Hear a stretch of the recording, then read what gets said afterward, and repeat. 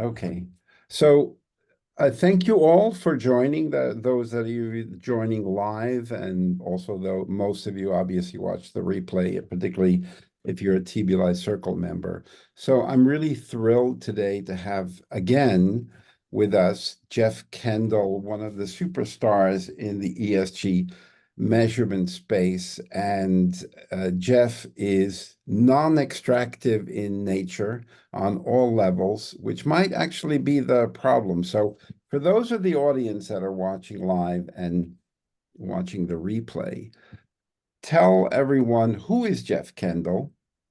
And you're best known for, I think, Future Fit. Yeah. And why did you leave? And what are you doing now? And Okay. how can we help you? Oh, okay. Nice, easy one to start with. So, nice to see you, everyone. So yeah, my name's Geoff. I started my career back in the academic world. I did a PhD in artificial intelligence many years ago, long before it was sexy. So that was kind of mid 90s. And then I spent about 15 or so years in the software world. I had a couple of high-tech startups, um, architecting, designing, programming software. We sold the second one to a large US company, and I ended up working for the man for 4 years there and getting increasingly disillusioned watching the life being leached out of the innovation we created at our startup. Um, and seeing my earnout disappear through some very bad decisions, which tend to happen in these big public companies, unfortunately. And that was my first taste of really what the problems are in the global economic system, in the sense that our salespeople used to get a call once a quarter, about a week before the end of the quarter, either saying, discount the hell out of everything you're trying to sell. We need to close deals because we haven't yet made our number, as in the number that we told investors we were going to make. Or the call would say, stop answering your clients' phone calls until next week because we've made our number and it's better for the sale to contribute to next quarter's results, which all seemed very artificial there. But anyway, while I was there, my brother Gary Kendall asked me to proofread a book he was writing. He was at the time a climate policy advisor for WWF, and had previously been in the oil industry for 10 years. And he wrote a book on the need to electrify our global transport system, particularly through the use of electric vehicles. And when I read the book for him, I realized, okay, this is far more significant than I thought, far more important. I can't just help Samsung and the likes making slightly sexier, shinier cell phones every year. I need to do something about this. So I decided to switch career. So I quit that job, and I went to work for Sustainability Limited, which was a think tank and consultancy in London, founded by John Elkington, who I'm sure many of you are familiar with, guy who came up with the term triple bottom line. And I worked there for 4 years. And initially, I was quite excited with the idea that we could change the world. Very quickly realized a couple of things. Firstly, that most of the companies we were working with were not really that progressive. They just wanted to be ticking the boxes so they could get on with what they'd always been doing. Secondly, that even the ones that were really progressive were struggling to understand what it meant to be truly sustainable. When you, at the time, ratings and rankings, there were many out there. There were something like 400 ratings and rankings that claimed to put a score on how sustainable an organization was. Things like FTSE for Good, Dow Jones Sustainability Index, many of which are still going. And I realized at the time there was something wrong with these ratings and rankings because they were all looking at best practice within industries, not necessary practice within a healthy, livable planet. And when you look at best practice within industries, you start getting really warped signals to both the leaders of those companies and those who invest in them. So when Dow Jones Sustainability Index was announcing that an oil company was 89% sustainable, I thought, okay, there's something wrong with this. Started looking into it, realized the methodologies were just not fit for purpose at all. and thought, well, what can we do about this? And I thought, well, let's start with the system science and see what the planet actually needs, and then try and translate that into what does that mean for any one business? What should any one business do to ensure it's not hindering and ideally helping progress towards the kind of society we want, one that's environmentally restorative, socially just, and economically inclusive. So came across the work of the Natural Step, which some of you may have come across before, or the what's academically known as the Framework for Strategic Sustainable Development. Met some great people who'd been working on that for a long time, and realized that was a great foundation on which to build a new kind of benchmark, one which measured progress not relative to the status quo, but relative to the destination of where we actually need to get to ensure we're not undermining the life support systems that we all depend upon. Unfortunately, there wasn't really a way to convince people at sustainability that we should do this, because I believe that we need to create a new kind of benchmark, and then we need to give it away completely for free, because that's the only way to accelerate adoption to the kind of levels we need. And that didn't really fit with the consulting business model. So I quit the day job, and around then I met my co-founder, who would become my co-founder, Martin Rich, who had an investment banking background, 12 years investment banking, and had kind of come back from the dark side, in his words, and was then working in social finance, but realized that what he was doing, while worthy, was a rounding error in terms of global markets having an influence. So we thought, okay, he was trying to get pension funds and institutional investors to really understand the systemic risks in their portfolios based on the, how sustainable companies really were and what the gap was between where they were and where they need to be. And I was looking at how do we give companies actionable guidance on what needs to change. So we realized it was the same problem from two different sides. So we founded Future Fit Foundation. We built our stuff on top of the work of Natural Step. We worked initially with one of the leading lights in that area, Bob Willard from Natural Step Canada, who's fantastic. If you've not had him on the, I'm sure you have, Robert, on TBLI. Haven't had him as a separate masterclass. He's on my list though. Okay, yeah, he's fantastic. Everything he says is gold. So well worth a look. So we worked with Bob on the first public draft of the benchmark, and then we came out with a release back in 2015. We had companies like Body Shop, Avery Dennis, and Novo Nordisk, and so on support it from launch. Started to gain real momentum. We came out with a release 2 in 2018, which added a system-based definition of what a company can do to positively influence the world, not just to avoid harm. And yeah, we were gaining real momentum, and then COVID hit, and our funding went through the floor. And I think what became clear when that happened was, for any company, even the ones that really want to do the right thing, when it comes down to it, when the rubber hits the road and things become tough, everything sustainability falls by the wayside, and they go back to just doing things as cheaply and as quickly and as easily as they can, just to keep the lights on and make sure that that growth is pointed up and to the right. So there were, yeah, so that's broadly where we got to. I was pretty exhausted with chasing bits of funding here and there by May of 2022. So we've come out of COVID, but we were at the point where every time we found funding, it was just enough to last long enough to find the next bit of funding. And all of our work was published as a public good. It's all still available online at futurefitbusiness.org. Many companies and advisors are still using it. Martin has resurrected it and is building up the community with the help of some fantastic colleagues. So there is life in it still, and there are great plans for where it wants to go forward. But my sense after that 9 years was I need to do something different, and thought about what I could do. So with my number 2 at FutureFit, a chap called Tom Bregman, we were having a beer after we decided to close the doors 2 years ago, and realized that FutureFit gave companies a really good destination to aim for and a way to measure progress towards it, but it said nothing about how you get there. And change management within organizations is really hard. The other thing we realized is a lot of companies, in fact, a huge majority of companies, have done nothing on sustainability.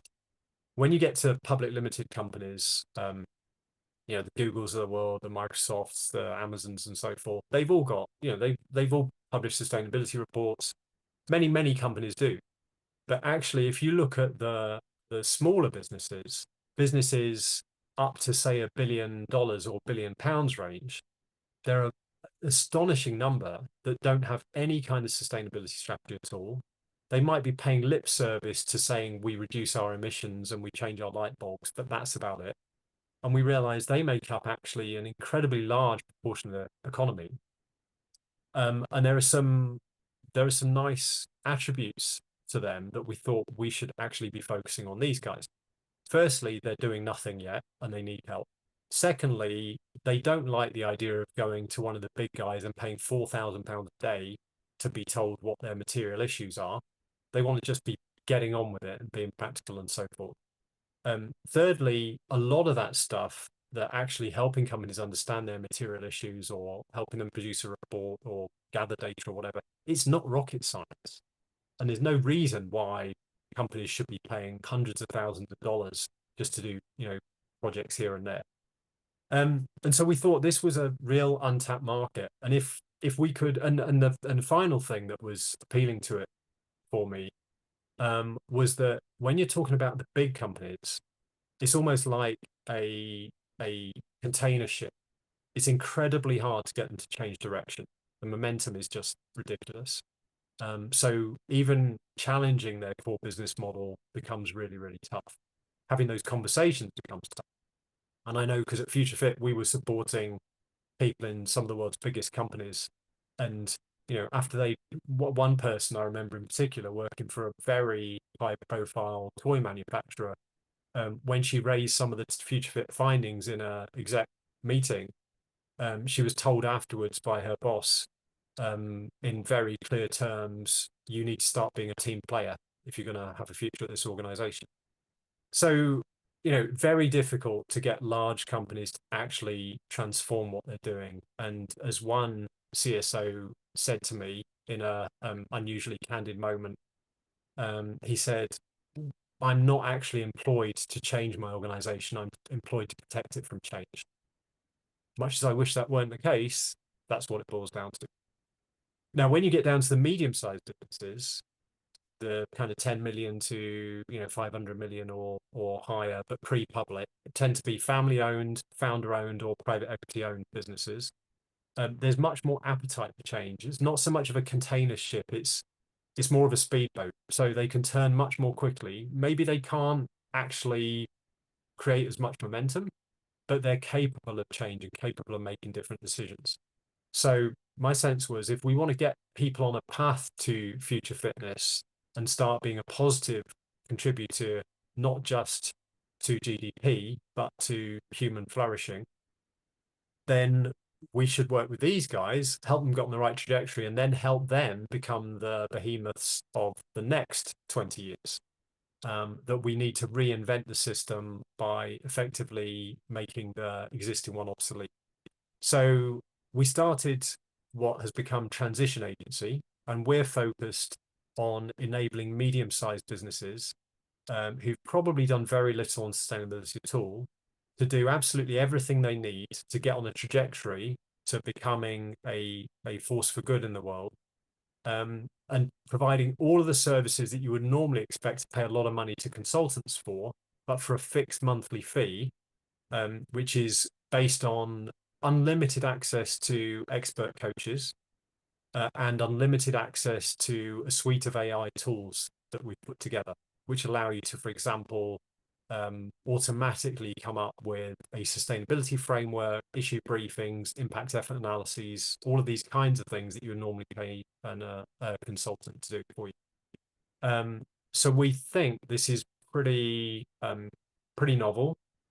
The business model, I think, is really key here, is flipping it on its head, because normally consultants are minded to do all the heavy lifting because it's not in their interests for the companies to get better and better at this, because they want to be hired next year and the year after and so on. Whereas our view is that if you outsource your strategic thinking, your innovation and so forth to consultants, It's like paying someone to go to the gym to lift weights on your behalf and expecting to get fit as a result. It's just not going to happen. It's wishful thinking. What you need is a good gym and a great coach to help you get the best out of your time spent in the gym. So the analogy is that our AI-powered tools are the gym, and our coaches, world-class experts in sustainability, can help you get the best out of them. And you can pick the phone up and call them anytime and get everything you need, but for a fixed monthly fee. So I hope, Robert, in long answer to your question, that what we're doing is just as disruptive as Future Fit, but it's much more focused on helping companies understand what steps do we need to take to get on the right trajectory and, you know, accelerate in that direction, rather than just saying, here's the destination, isn't it wonderful, go pursue it, because we just didn't get very far with that. Do you want to put yourself basically out of business? Absolutely, absolutely. What I would love now, one thing. So I mentioned the funding challenges at FutureFit, right? So what I realized, I hoped with FutureFit we could replicate the success of open source business models in the software world. As I mentioned, I was 15 Mm. years in the software space, and what I saw was the tremendous power of giving stuff away that will enable other people to innovate on top of your innovation, right? So if you think about it, the iPhone, Android phones, everyone's got one of the two nowadays. It was only 15 or 16 years ago that none of those things existed, right? So how did it, and within a few years, everyone had one. How did it expand so quickly? Well, even in an iPhone, 90 odd% of the software in an iPhone is open source software, right? Apple have then, built layers over that and packaged it in a beautiful way that does everything in a really effortless way. But all the stuff around the email protocols, how web pages are displayed, all of this key stuff, even the video codecs, how it plays back video and stuff, it's all open source stuff. And so the idea with Future Fit was to replicate that, because if you give stuff away and allow people to build on top of it and develop their own services and so forth on top of it, you can build a kind of ecosystem where you really achieve speed and scale of innovation. That was a theory. Of course, what it means when you give stuff away is you don't get paid by everyone. Mm. So we were reliant a lot on grant funding and on the goodwill of some of the organizations we worked with. And as I say, when COVID hit, grant funding, everybody was after grant funding, every non-profit in the world, and it just became too tricky. I think the other thing that was difficult was explaining to people how what we were doing was different from things like PRI or B Corp. Those kind of member organizations where you pay a fee, you get to use a badge, and you don't actually change very much of what you're doing. And our model was fundamentally different. It was all about having this destination, explaining what you're doing to get there. But the way that funders look at it is like they want to see, they're part of the current system. They want to see that your membership's growing, right? So whereas we would say, if we could have 100 companies who are actively transforming their business model off the back of our work, that's phenomenal. But what the funders would often want to see is like, yeah, but we would like to see 1,000 companies who are adopting this, even if they're not transforming quite as much. And my sense was that giving people a badge doesn't actually change anything in the system. What we need to do is actually change how they think and how they act around that. And so because of all those funding challenges, I realized that with transition agency, we couldn't go the route of making this free. Because we couldn't rely on, foundation type funding. We had to do it as a for-profit business. But what we wanted to do is make it as accessible as possible, which is why we started with a premise of like, okay, this has to be fixed fee. This has to be predictable. This has to be all you can eat support. But then how the hell do we do that? And that's when we arrived at, well, let's bring back my past experience in AI and so forth. And let's think, how can we do all the stuff that a consultant would normally do, but with a fraction of the effort? And then how can we ensure that our coach's time is spent on helping you navigate the challenges within your organization, whether it's political ones or helping you facilitate workshops, whatever it might be, rather than those basic things that consultants do over and over again and deliver banal results and charge a lot of money for. So that's the kind of thinking here. So the model's change and it is for profit, but ultimately we want to put consultants out of business.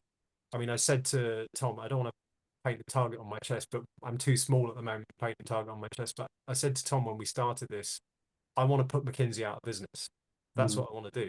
And I don't want to do it by becoming a better, bigger consultancy than McKinsey. I want to do it by making people realize that actually consulting is not the answer.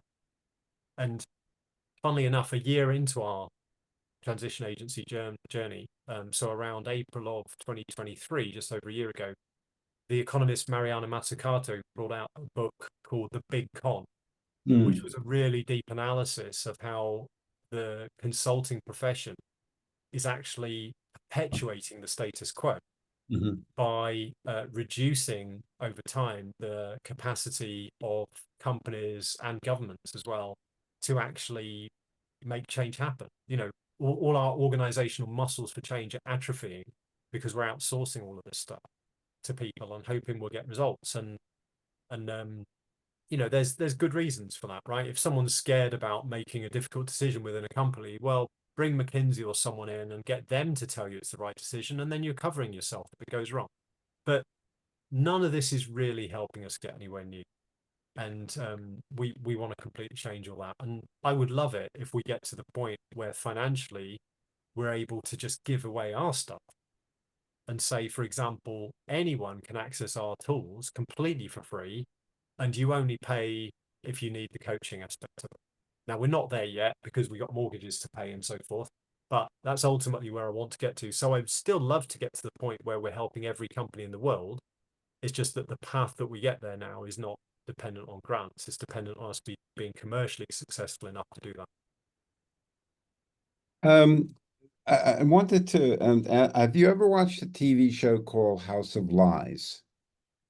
I don't think I have, no. So that should be actually on your home page, the YouTube. It's basically a parody of strategy consultants Oh, about McKinsey. It's with okay. Don Cheadle. It's, I think, 4 or 5 seasons.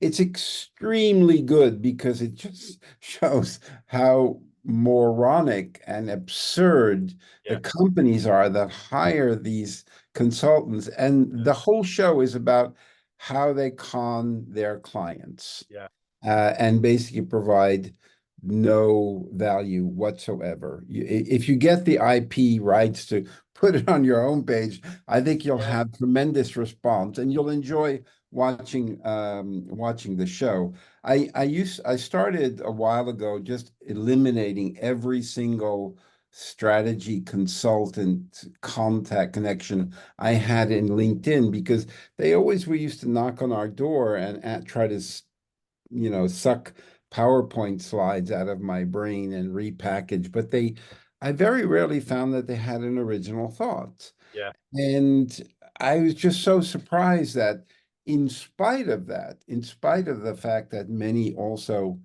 realize that they still have so many clients.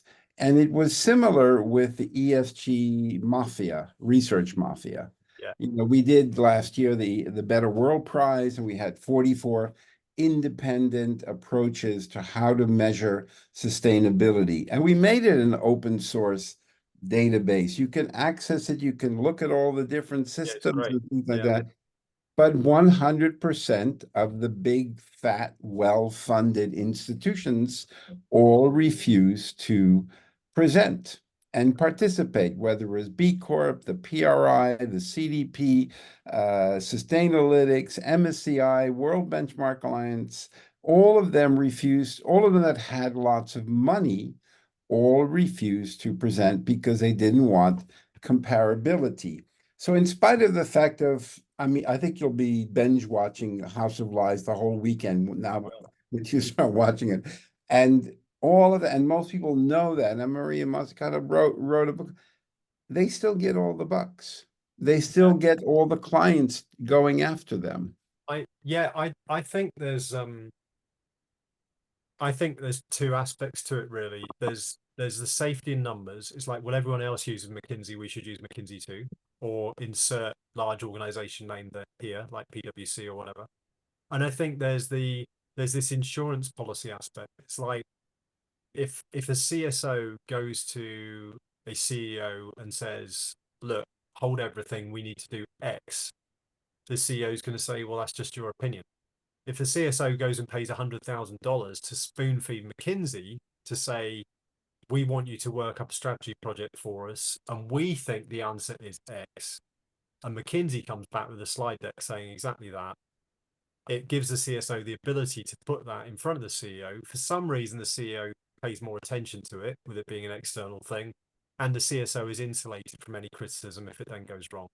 And I think a lot of it comes down to that. It's this, it's not that people are unwilling to challenge the incumbent business models within their organizations, but they're afraid to do so.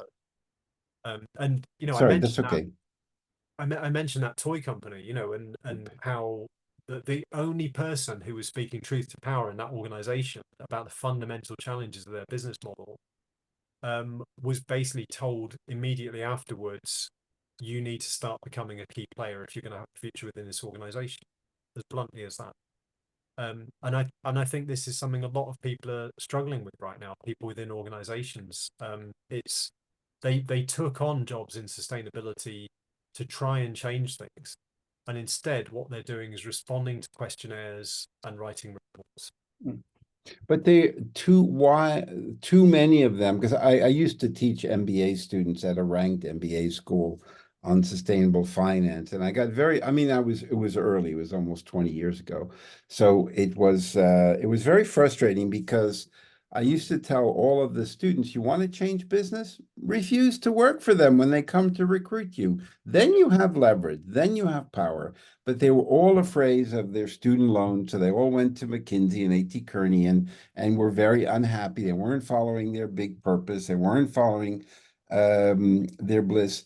But so ultimately, what I have seen lately is ultimately the talent, the Geoff Kendalls of the world, ultimately leave the banks and the insurance company, asset, whatever, because they realize that the company is not serious about this.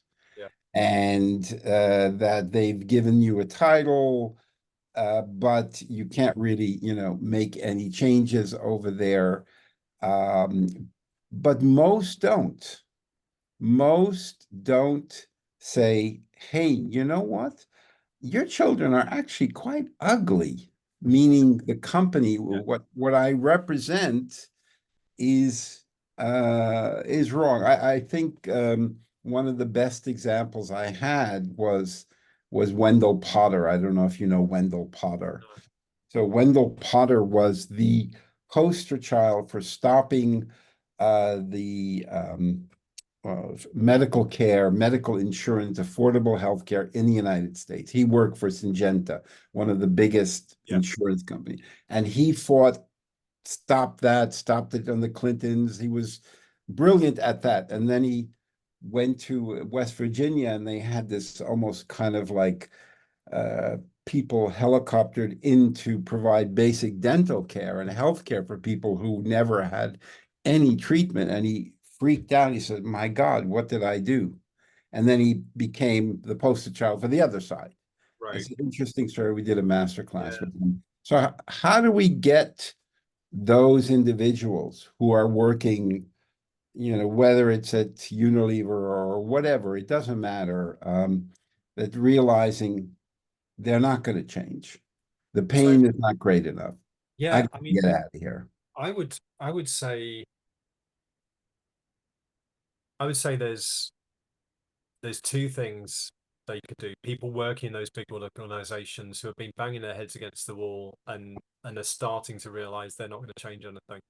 Yeah. One is go to a smaller company who's nowhere near as far ahead as someone like Unilever, but who is where you can actually get the ear of the CEO. I mean, something that's been really eye-opening for me since starting Transition Agency. When we were at Future Fit, we used to work at the level of CSOs. Very rarely would we get in to see the exec team, and if it was for a presentation every 6 months or something. When it comes to working with smaller businesses, the order of 100, $200 million, we've been invited into for a half-day session with the whole exec team. to talk to them about this. And that's happened over and over again. And people are, and you know, the CEO, the CFO, head of marketing, head of procurement, all in the room, all really engaged around this conversation. And so I would say for those people who are jaded working at one of the big guys, they could probably go and get, you know, probably not far off the same salary working for a company who really knows they need to do something and doesn't know where to begin and doesn't have the public ownership handcuffs of having to stick to doing what they've always done, but just making it slightly more profitable.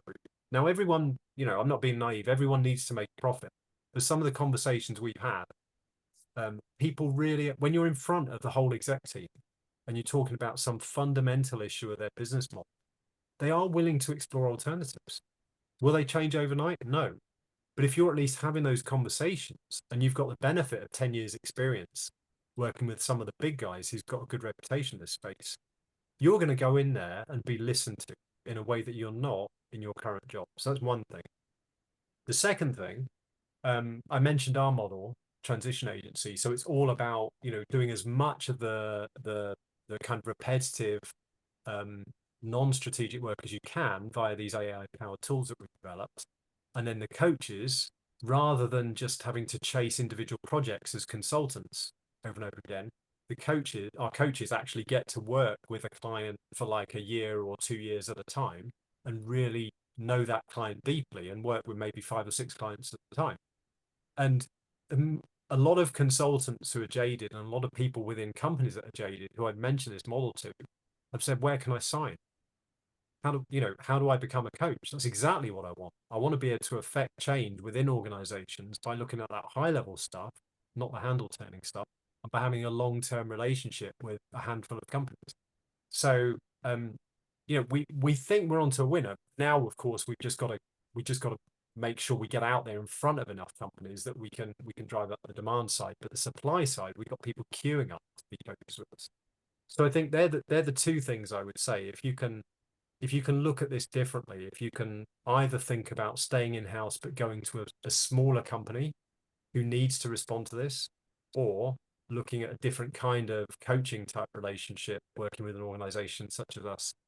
And the other thing I would say about the kind of role you can take on there is that there are a lot of companies now, those medium-sized companies, who either have to respond to new mandatory reporting requirements, such as CSRD and DSRS in Europe.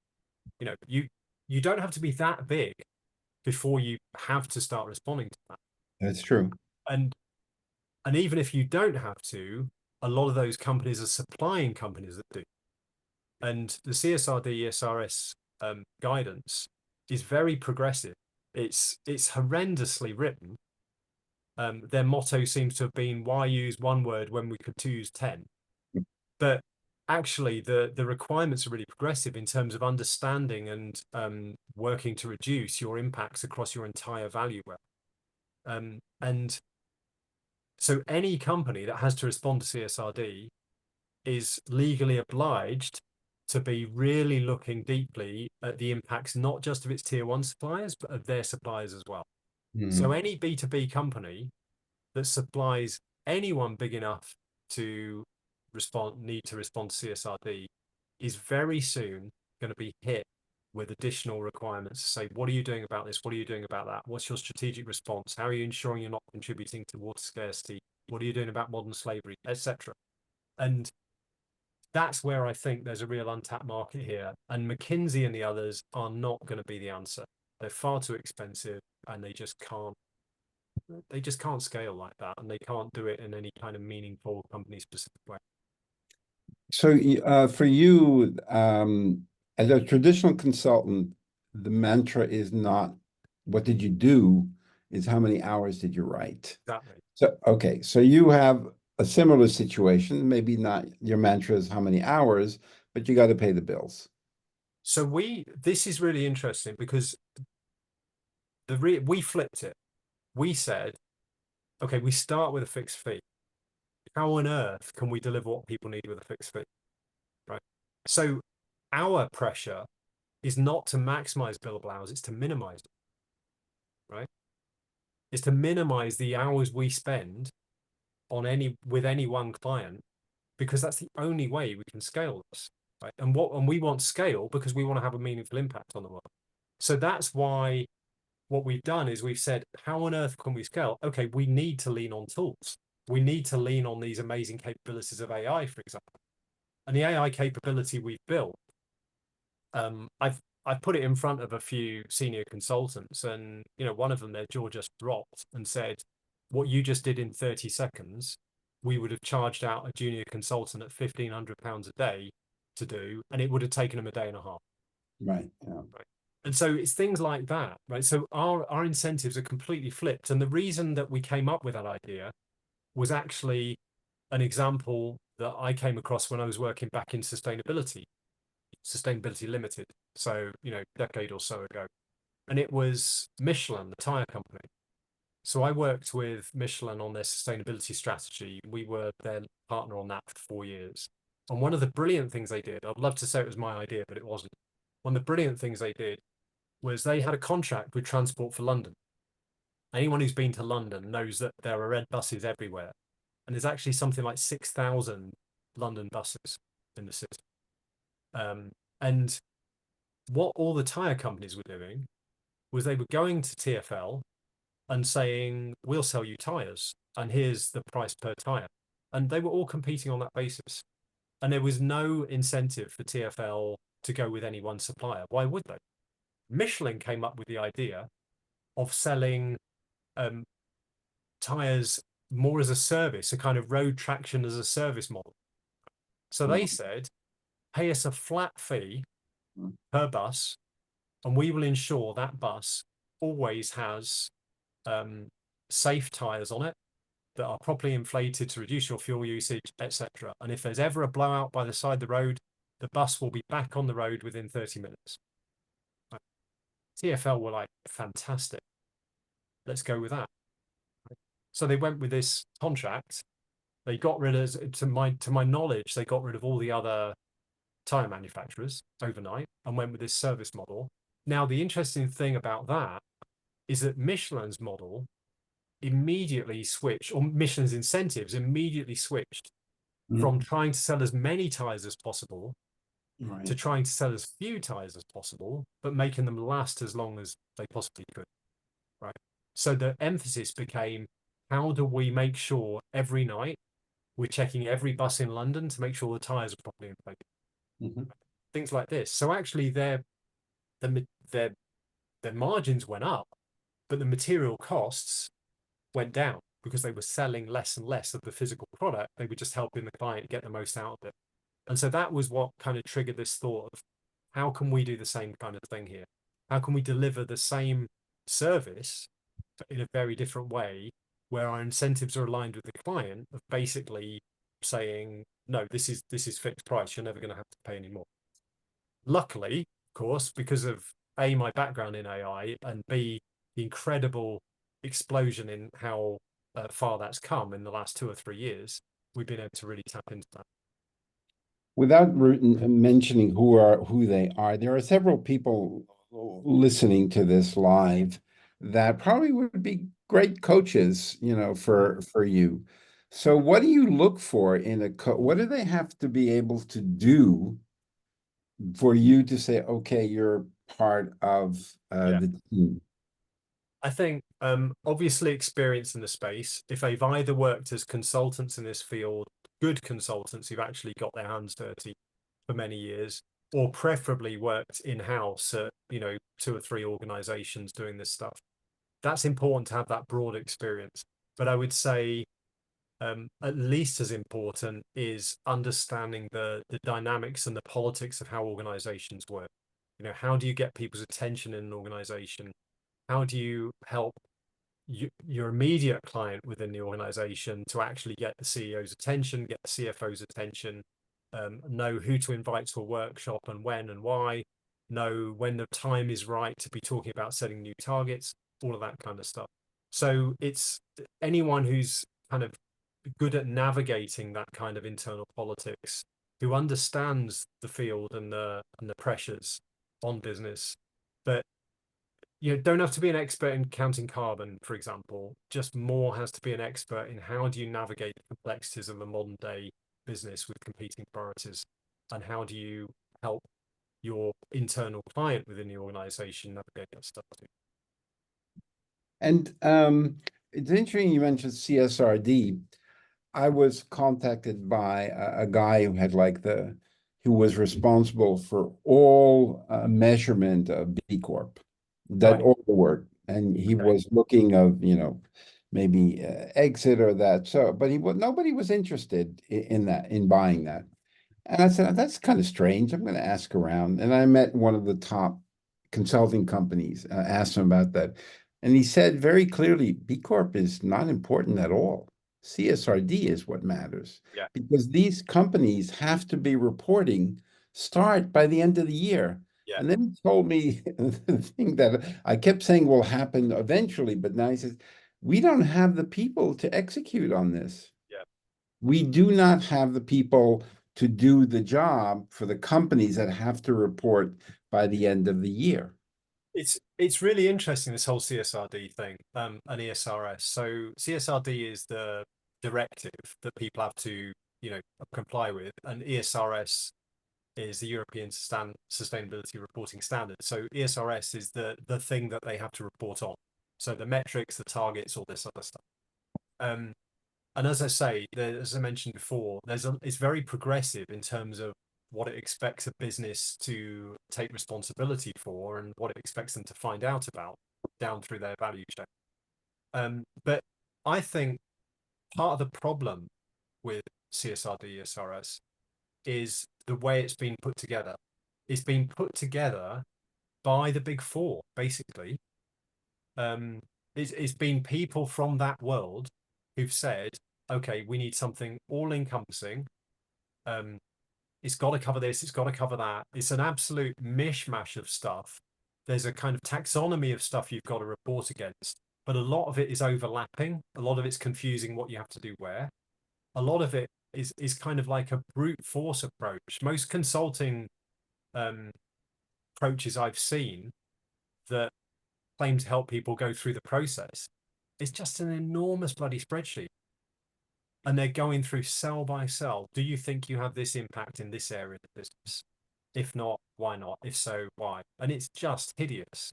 And there's so much more you can do if you approach this more from a systemic perspective.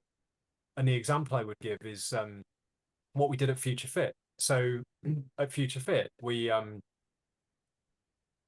what the benchmark did, it basically drew the line in the sand that every business would have to reach to ensure it was not undermining progress toward a environmentally restorative, socially just, economically inclusive future. And it did that through a series of 23 goals, what we call break-even goals around environmental and social issues. They might be goals, for example, operations do not emit greenhouse gases, products do not harm people or the environment, etc. There were 23 of these things that covered everything. And of course, the devil was in the detail. Each of those goals had a lot of detail underneath it in terms of how you go about doing it and how you measure progress and so on. But of course, having 23 goals, companies are very different. The impacts of Microsoft versus the impacts of Rio Tinto are going to vary massively. What we said, the same 23 goals apply. It's just the ones that apply most and most important to you are going to depend on your industry. So what we did is we went to the ISIC standard, the International Standard Industry Classification, looked at all the different industries in the world where basically every index rating or ranking, companies will be assigned an ISIC code to say what most closely captures that kind of business. And what we did is we came up with a kind of heat map approach for each ISIC code, saying, well, if a company is this kind of company, here are the goals that are likely to be most relevant, here are the ones that are likely to be least relevant, and so forth. So we did all of that legwork so that a company could just choose which ISIC code was theirs, and it will say, okay, here's your draft materiality assessment against these break-evens. Okay. Now, lots of consultants would actually charge you to go through a process that got you to the same point. Yeah. Right. And if we were minded to increase billable hours, we would never have done that work. But we weren't. We wanted to do the opposite. And that's what we're doing at Transition Agency. So we're building an ESRS module at the moment into our tool, where it takes a Q&A based approach, asking about aspects of your business, how you do your procurement. What is it? What are your products and services? Do they require raw materials? If so, which ones? And basically a series of yes, no, and multi-choice questions. And you can quickly get a very good double materiality assessment without that kind of blunt force Excel spreadsheet approach. And people say, well, how can you do that? Because it's taking PwC 9 months to do this. It's like, well, yes, it's taken them 9 months because they have no incentive to do it in less than 9 months. Yeah.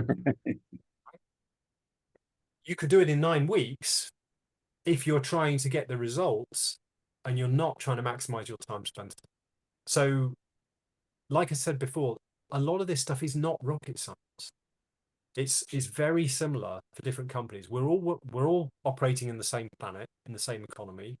We've all got the same planetary boundaries at play. We've all got the same societal foundations we need to uphold. And yes, there are differences across industries. And yes, every company is different from every other. But there are ways to start categorizing those differences and quickly coming to a decision to understand, at least to get you 90% of the way there. And then, of course, our coaches are on hand to help you with that remaining 10%. So your Spotify model, that's just to make it kind of simple. Yeah. Monthly a fee, I'm here if you get sick or try to prevent you from getting sick. And, that's it. You won't get another invoice, from me unless we have to go intensive care. I guess there's another level of support. And do you find that your clients are more receptive to that than the traditional consulting fee, do a feasibility study that nobody reads and then, whatever? Yeah, I think there's been some skepticism. It's like, yeah, but you don't mean it's unlimited help, do you? And we're like, yeah, no, we do. But the help we give you is the help that you need to build your own capacity to change. It doesn't mean we're going to do everything your company needs for you. You're not just going to throw random tasks at us. To go back to the gym analogy, you need to lift the weights. We're going to really help you understand which weights to lift, when to lift them, how to lift them, etc. And we're going to help you. We're going to spot you on that. And so when companies overcome that kind of confusion around what this actually means, then we find they really like it. And the conversations we have with them, so we have a weekly check-in with clients, irrespective of what they're doing. And what we find is they're much more transparent about the challenges they're facing because they know that if they raise a new challenge, we're not listening thinking, is this another project I can pitch for? Okay. Right?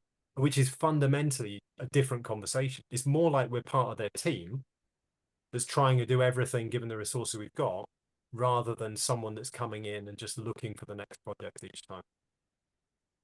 When it was funny, you were talking before briefly about profit, making profit cover the bills. And they once did an interview with Isaac Bashevis Singer. He still was running the only Yiddish newspaper in New York City, and nobody understood. How do you, nobody was reading Yiddish. How do you do that?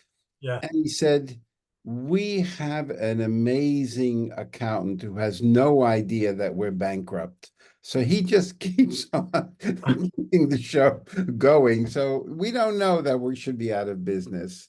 How can we help you? You help. I think just the opportunity to spread the word around this new model is really helpful, Robert, to be honest. I think if there are any people on the line who are watching this later who are interested in taking a fresh approach here, we're very interested to talk to you, whether it's on the coaching side or whether it's the company side. I think it's early days for us. We've only got the first few clients, but we think we can scale up quickly. The whole point here is to make this lean heavily on the tool suite and the really expert coaches. So the whole point is to scale this and have as wide an impact as we can. But we're running some exec training programs They're complimentary, but they're invite only. So anyone who works within a kind of what we'd say a medium-sized company, a pre-public company, it might be private equity backed or whatever, who thinks that they're either on the exec team or they could get the ear of the exec team and say, look, this is a 4-week program, 2 hours a week for those 4 weeks, and we're gonna help you through in a kind of small cohort, half a dozen companies, using our tools, helping you come out the other end of that 4 weeks with a concrete set of priorities where you understand what are the gaps between what you're doing and what you need to be doing to get on a trajectory to sustainability, and how can you go about doing that. Now, of course, we're doing that, hoping that some of those people will end up as clients. Yeah. But even the act of doing it, for us, we learn a lot about what the pressures are facing these different companies in different industries that we can go ahead and enhance our tools. So there's no obligation with this. But of course, we're being quite selective about who we get into the program. So if there are any people on the call from companies that think they might be keen on that, or from private equity firms who back companies that they think that might be relevant for, then that would be fantastic if they could get into that. Would your new model work for a publicly traded company that's pretty big? Yeah, it would. And we've had a few discussions with big companies. We've had two general responses. One is people saying, well, we're actually reasonably far along the journey, so I'm not sure how much this will help us compared to if we were starting today, which is fair. We're building this to give people a really good, to do everything they need to do if they've not really got any capacity to do this. But the other response we've had is, well, I don't want to use this. This does my job. And, that's kind of a understandable but fascinating response, I think, because AI is coming and it's rapidly improving year on year. I mean, I've been following this for 25 years since I did my PhD, and what's happened in the last 2 years is absolutely astonishing. I mean, it's the hockey stick curve of all hockey stick curves, and it's not slowing down anytime soon. So to naively think, I'm not gonna look at these new approaches because they're going to take my job, is like closing your eyes and thinking no one can see you. We've got to start embracing this stuff, and to my mind, if the coaching and tools can take away 80% of the banal stuff that saps your strength, and the reporting and the gathering data and the issue briefs that your CEO needs by yesterday and all this kind of stuff, if it can do that, well, then you can spend your time on the strategic thinking. So, don't look at it as AI is coming for my job. Look at it as AI is coming for some of my job. That frees up my time to do things that are really transformational. But that's one of the responses we've had from public companies, which is, I think, has been quite interesting. We haven't had that kind of response from the smaller companies. We most of I mean, there are two companies at TBLI. One is the conference, which is more of a not for loss, can't really make money doing this, but that's okay.